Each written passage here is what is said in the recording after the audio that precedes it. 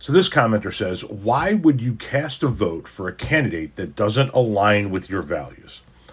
Now, I saw some of his other comments on some of my posts, and so I wanted a little bit more context.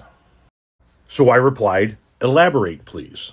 To which he replied, I share some values from both Democrat and Republican policy stances, but I disagree with more from both parties to clearly stand on one side or the other. If I vote independent, I'm told I'm the problem. If I don't vote, I'm told I'm the problem. From my perspective, Democrats and Republicans are the problem. I care too. Am I the problem?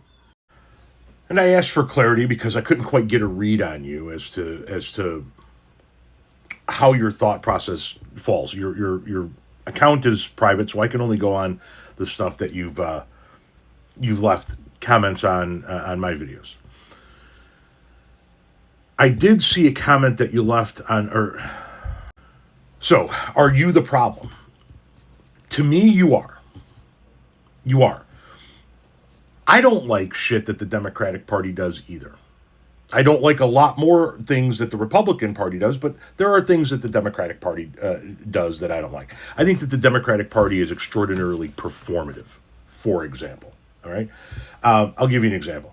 I think that Nancy Pelosi is probably one of the best speakers of the House that this country has ever had. However, when she was in the rotunda with the mask on and the thing around her neck taking a knee, performative as fuck. The fact that her, along with many other Democrats, have fought against bills to ban insider trading. I don't like this shit.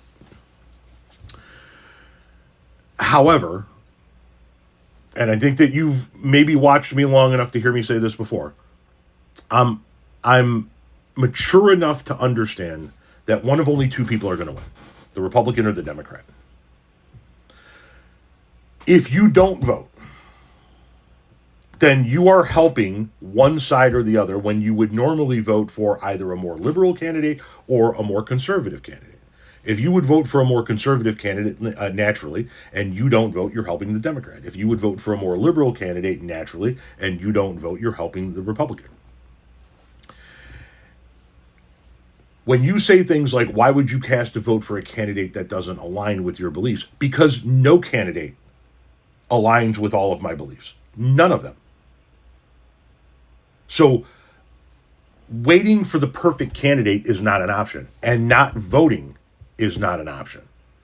We need elected representatives that are actually going to represent the people. Sometimes they do it piss poorly, sometimes they do it well, sometimes they don't do it at all.